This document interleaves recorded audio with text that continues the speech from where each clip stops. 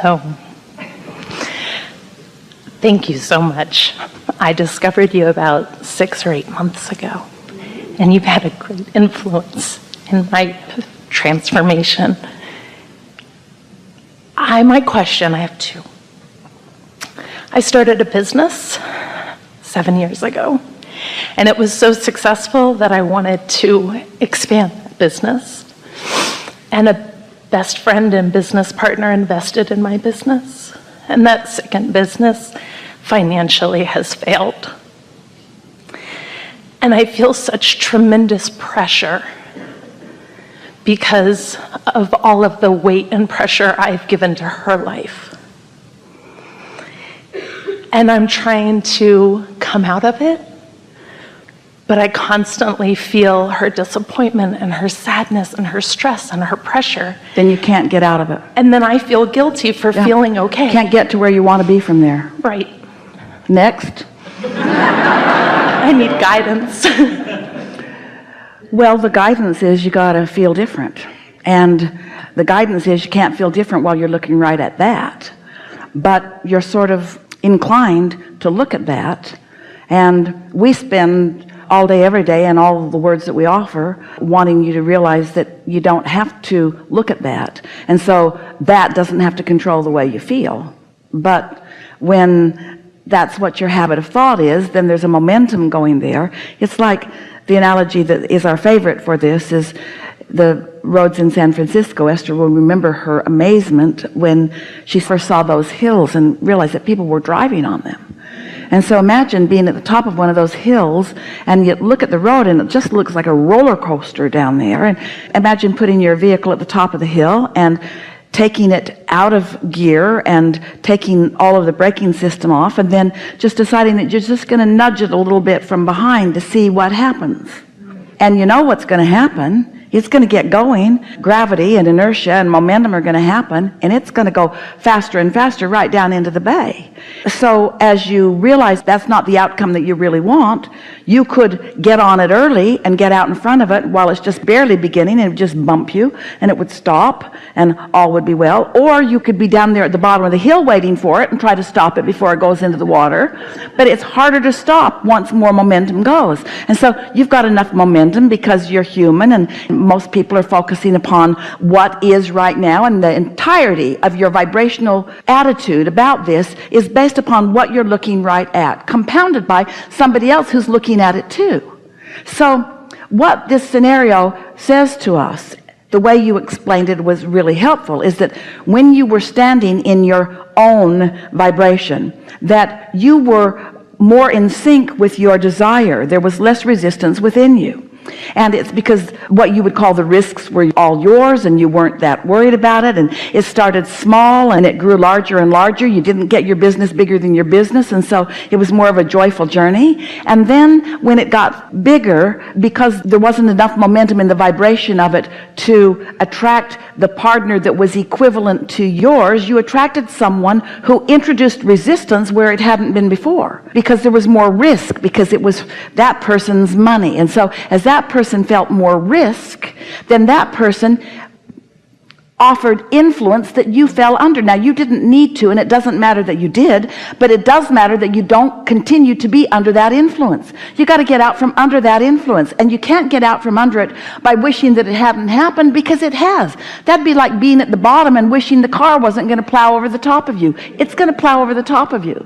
The laws of the universe aren't going to change or adjust themselves to the outcome that you want. The laws of the universe are going to work the way the laws of the universe work, and you have to work within those, which means you have to get out from under the influence of worry and maybe even blame and certainly guilt, and get back under the influence of exhilaration about your business. If it worked once, it can work again. It doesn't make sense. It doesn't make sense for something to be viable and successful in one regard and then not in another. And it's because there are other factors that are part of the equation that you must understand what they are. Whether it's been the influence of success is the dominant influence, or the influence of worry are the dominant influence. So what are you going to do? What do you do when you're standing right in the middle of it? Wouldn't it be nice to start all over again, because then you know better?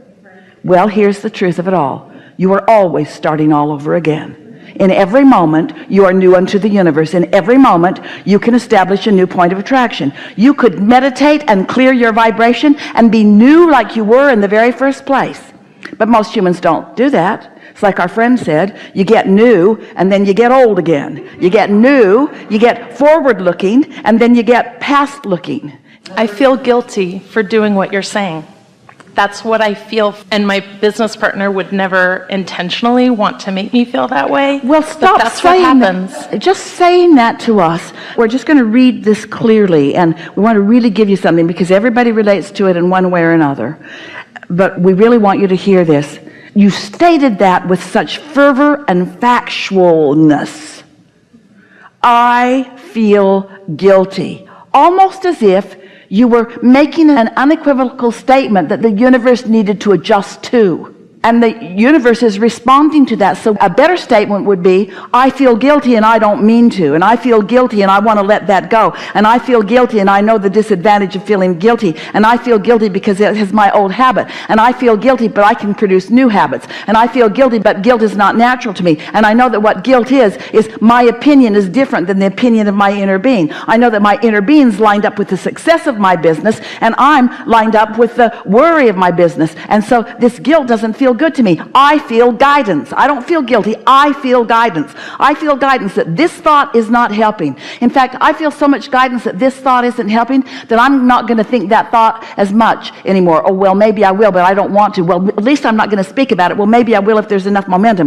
But I'm going to look for moments when I'm not flowing that way. In fact, I'm going to focus upon some other things. I'm going to find satisfaction in other areas of my life. I'm going to look for so many things to feel satisfied about that this guilty subject just doesn't have enough airtime within me. I'm not going to let myself feel guilty as much as I've been feeling guilty. It's sort of my propensity to feel guilty. I sort of wear the badge of honor about how guilty I feel. I've been a sort of sacrificial person, and feeling guilty somehow has been working for me out there in the physical, mundane, mediocre, failing world.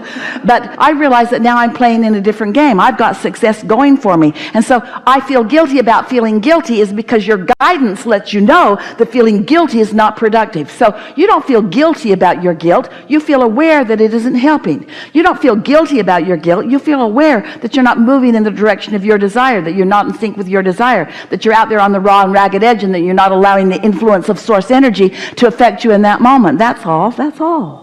So what happens when you can't pay your bills and creditors are calling and there are all these things that are happening? Do you see what you're doing? Do you see what you're doing? You are trying to support the guilt that you feel.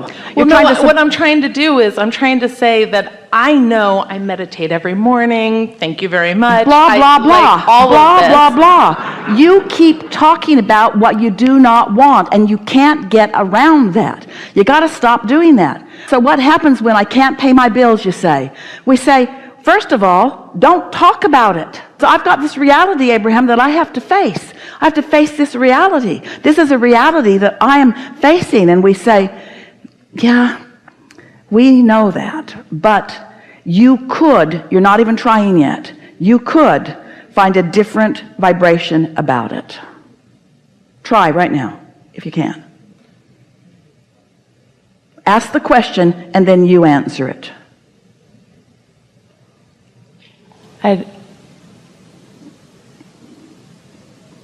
How do I not carry the weight? No, that's not the question. The question is, what do I do when I can't pay my bills? That was the question. What do I do when I can't pay my bills? Now answer it. Pay what I can. Keep trying. Work harder.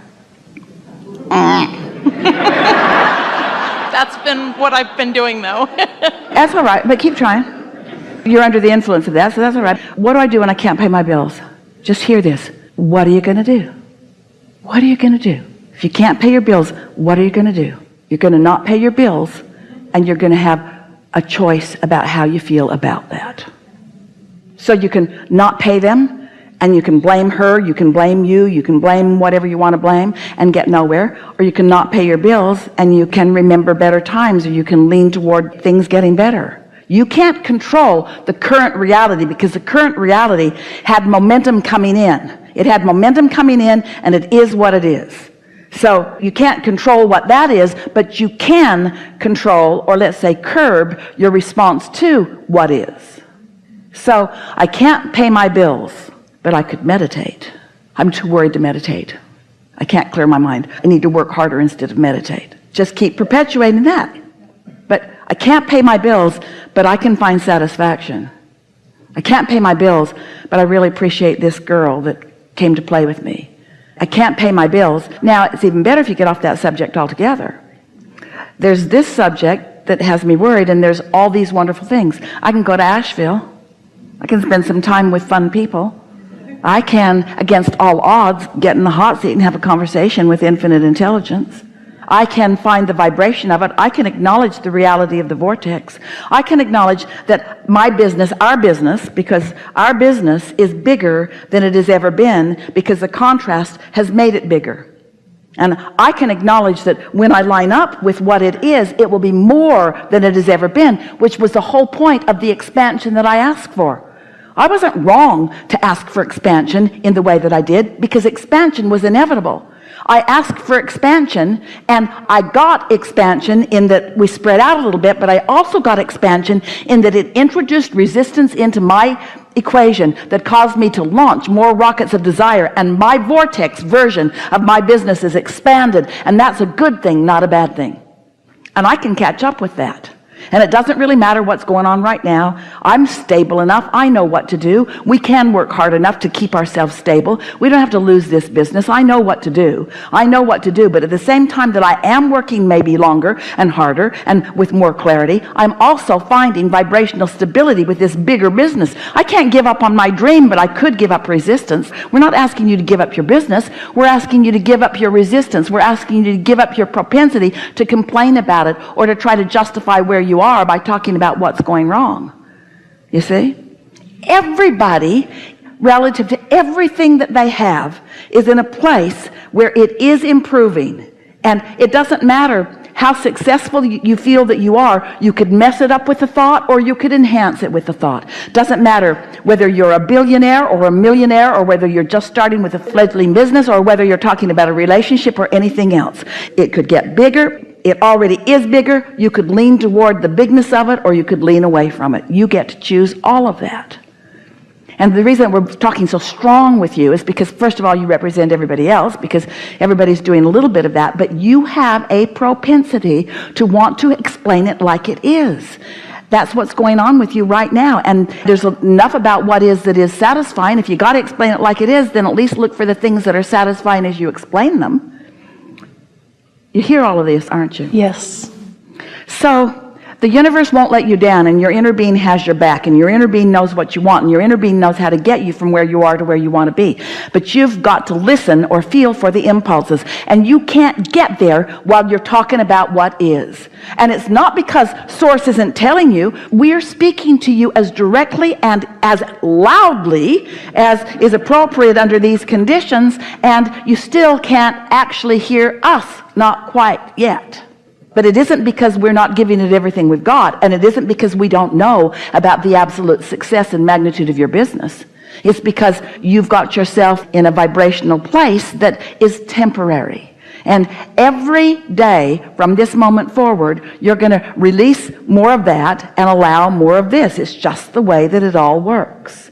And there's going to be a time not very far from now that you are going to enjoy or feel satisfaction over the desire that's in your belly, even when it hasn't manifested. Most people have a hard time with that at first, because you want to see it, and then you want to have an emotional response to it. We want you to use your mind to accomplish an emotional response of satisfaction, and then you'll see it. And we never say anything that we don't know to be. We're not pretending that there's something there for you. We know that there is. It's yours to allow or to disallow. And when you disallow, you see, all that guilt and all that pain and all that discomfort that you were explaining to us isn't about the actual business itself. It's about you pinching yourself off from your own desire.